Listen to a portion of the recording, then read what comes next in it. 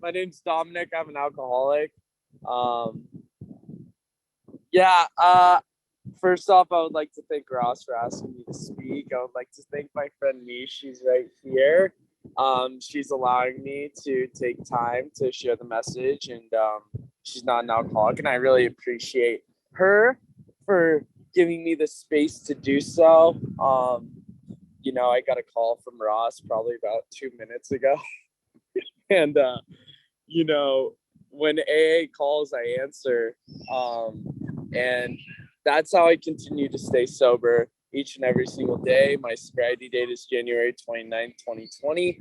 I have a sponsor and I sponsor men in the program.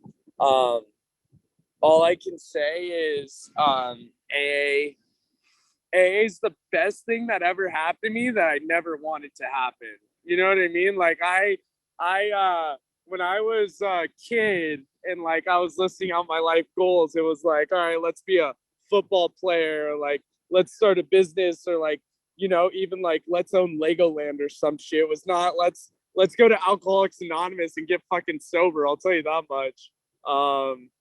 But like, damn, is this shit's like the most fulfilling thing in my life. And when I came here, I was so broken and so beat down from alcoholism. Um, my head was always against me. It was like thoughts of everyone's better than me or I'm better than everyone else. One of the two, like the the complex that it talks about, where it's like you're better than and you're worse than, never just like one of the people, worker amongst workers. That was never what my head would tell me. And from a very young age, even before alcohol and drugs were in the picture, um, I just remember like a feeling of less than, a feeling of like I'm not good enough. I always thought I was gonna I always like I could never picture myself like, having a family, or like, living on my own, or like even graduating from college, things like that. I didn't know what was gonna happen to me, but I just had like this internal gut feeling of like something's not gonna click. Like I don't know what it's gonna be, but like I just feel like my life isn't gonna be a fucking normal one. From the jump I had that. And the one thing that I found that could quiet my mind from like all of my insecurities, all of what I thought was wrong with me, was drugs and alcohol. And like the second I picked that up, I felt whole. I felt like I could be present. I felt like I could be a person amongst persons. Never thought I was better than, never thought I was worse than. Um, and it was truly like a spiritual experience, in the fact of like I can be who I want to be and do the things that I want to do. And I didn't care what people thought about me. I didn't care what the damage that was caused or the good things that happened. It was all about just like me doing me, and like that that was all I wanted, just like freedom. And drugs and alcohol gave me that freedom to like be my own person. Um, and it was what saved me at the beginning. I'm not gonna lie, like that shit benefited me for a long time. It made me able to like make friends. It made me able to talk to people, to laugh with people, to like have fun. And from the moment I picked up drugs and alcohol, it was just like I knew I wanted to do that shit for the rest of my life.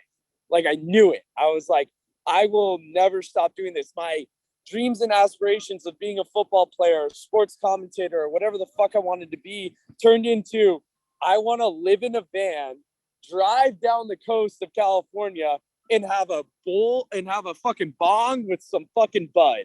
That's all I needed to be fucking happy. You know what I mean? And like that was my entire life plan, and that's what I wanted. Like if I could fulfill that, like surf every day, smoke a bong, and like that could be it. Like limited amount of money, it didn't fucking matter because I had what I needed. I had like drugs and alcohol was truly the first love of my life. You know, um, everything and everyone went to the wayside so I could drink and use, and so I could drink and use with impunity, you know? And it was beautiful. It was like, it was, you know, we talk about it, the aha moment, or like the I have arrived. Like every time I fucking hit a fucking bowl, or like fucking drank some fucking liquor, like it was like I had arrived. Like this is what I meant to do, you know? Multiple songs, like the song Doses and Mimosas at a fucking frat party. That's absolutely disgusting. Like I'm like here, like this is the shit. You know what I mean? And that's all I wanted to do. And you know, my story took a very dark turn. I dropped out of college as I expected to, you know, like that's the crazy thing. Like when going to college, I knew I wasn't going to make it through.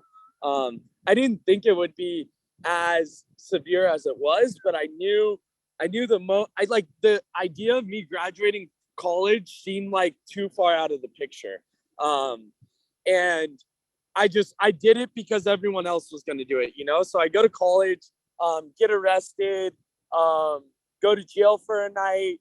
And then I go back to college because my parents are like, all right, you get one more shot. And like, once again, drugs and alcohol get in the way, and I get kicked out of school, you know? And then I'm back at home, lonely, like no friends at home, just me, my bong, and like, even even in that moment, I was still content with my life. I was still happy, you know, because I had what I needed. I had my drugs, I had my fix. It wasn't about the people, places, or things. It was about the content of like my my use, you know. It was about what I had to like fulfill me. And you know, I was good.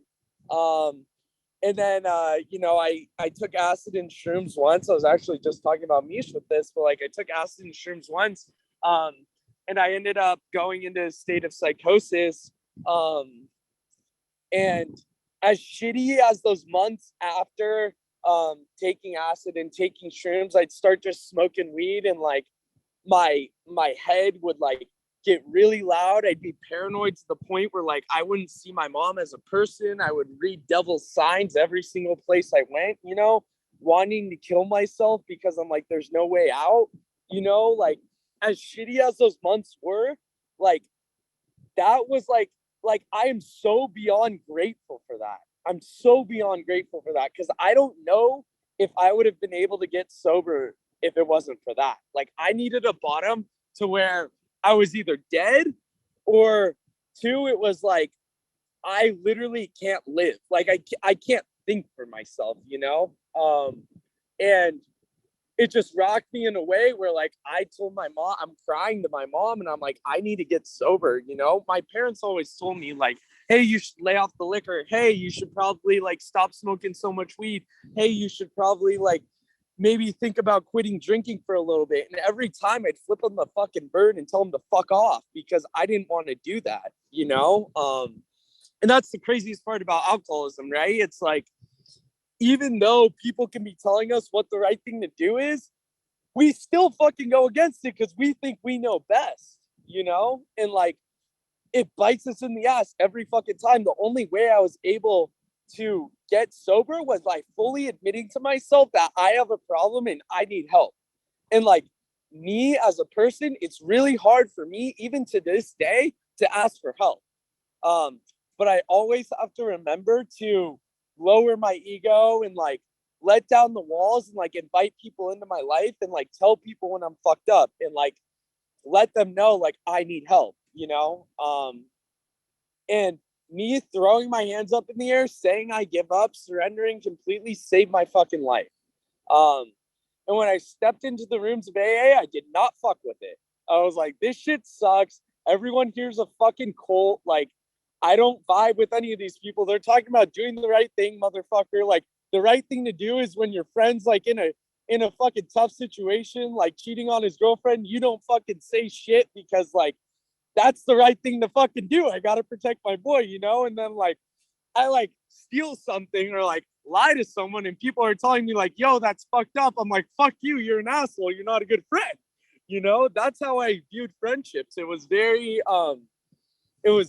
like platonic in the sense of like I needed to like you need to serve me even if it is diminishing me, you know, even if it's diminishing my quality as a person, like you still have to be there for me and like benefit me in the fucked up way that I think is benefiting me, you know? And if people always ever told me to stop, I just cut them out of my life, you know, or if people ever like told me to like, hey, you probably shouldn't do that, I just wouldn't talk to them. You know what I mean? And I'd associate the people who are like me and like-minded with me. But you know, you know, when my friends told me like, hey, you shouldn't steal, or like, hey, you're being an asshole, or like, hey, you're a selfish prick, like that's what I needed to hear. You know, that's what saved my life at the end of the day. I'd always like from the jump, everyone always told me like, oh, you're doing so well, your life's so fucking hard, like da da da da. And no one would ever tell me the fucking truth of the fact that like I'm actually fucking asshole. I'm actually a guy who like isn't that really good of a dude, even when he tries to be that good of a dude, you know? And it was as I said, A is the greatest thing that I didn't want to happen to me, you know?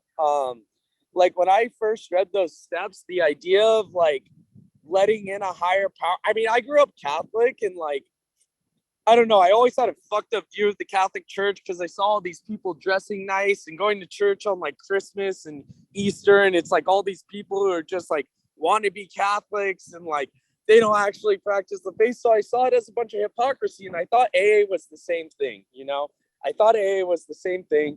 But then when I started to kick it with like people in AA and I started to see how they behaved in the real world outside of AA meetings, that's when I was able to see like, holy shit, like they ain't just saying it. They're fucking walking. They ain't just talking the talk. They're walking the walk. And that was very attractive to me. You know, this program's always been attraction rather than promotion for me. Like, as I said, my parents told me to get sober, but that never fucking worked. My parents told me my life would get better. That never fucking worked. I had to watch it happen in front of my own eyes. And I saw people, you know, their lives have changed drastically through AA. And my life has changed drastically through AA. And, you know, I got sober at a very young age. I got sober at the age of 20 and I'm 22 now. And, you know, I've never had a legal drink and I'm so beyond grateful for that shit. Because like, I know the pain and the misery of, you know, like we see active alcoholics and their use all the time. And I can see the pain. I can see the misery that they're going through. And I'm just so thankful I'm not in that place. AA taught me how to love myself, you know, and taught me to walk with a sense of confidence, not with my head down, but my chin up, you know?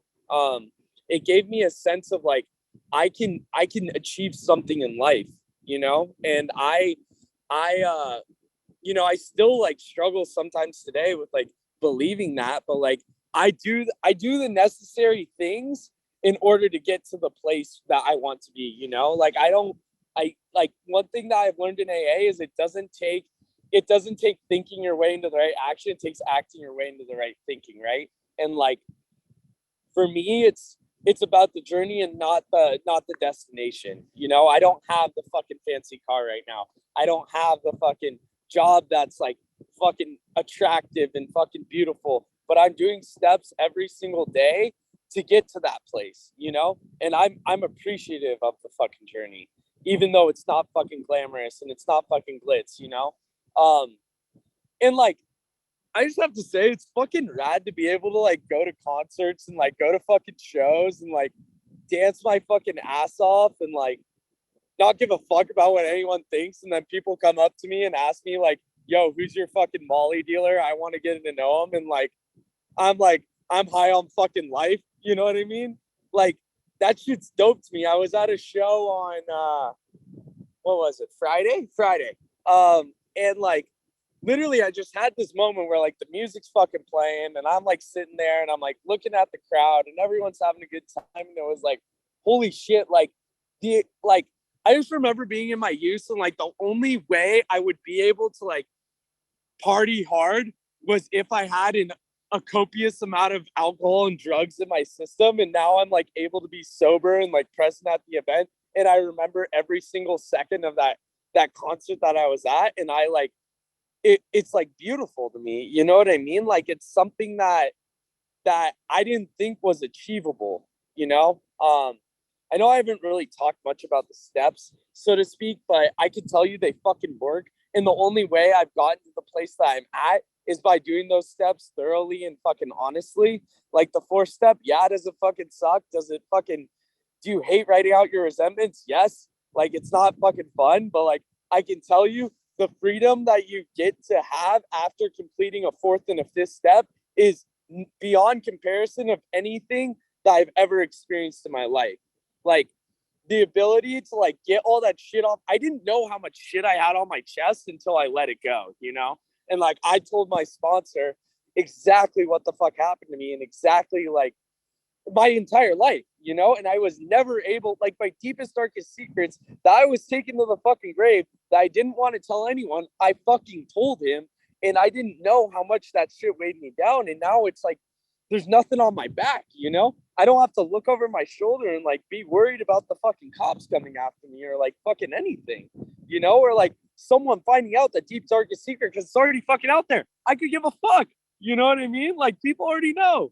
And that's like fucking beautiful to me. It's fucking, it's magical, you know?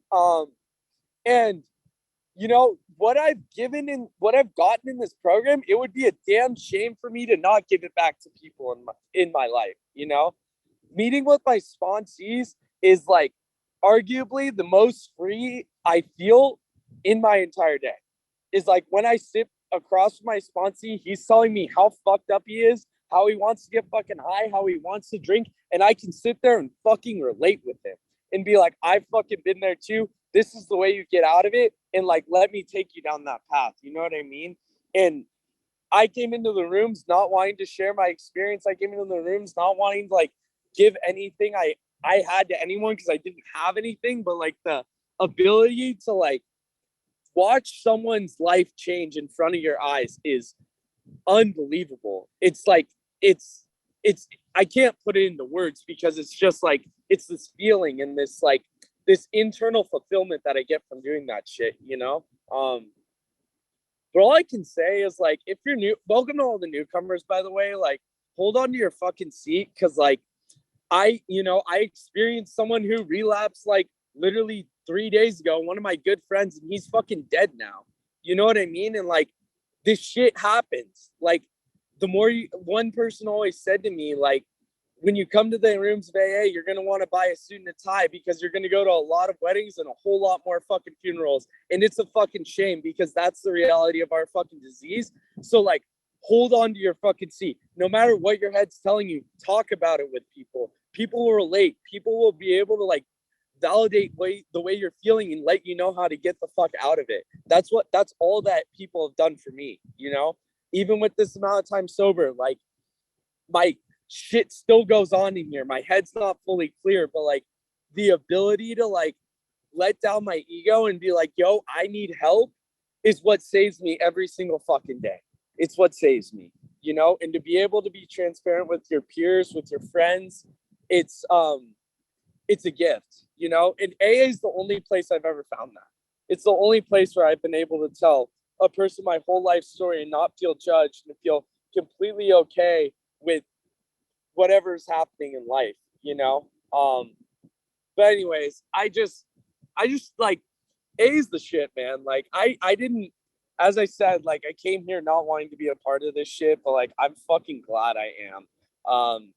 And if you're young, like get involved in Lackey Paw, get involved or in YPAW, I guess, because this is all over the country. Get involved in YPAW. That shit's fun.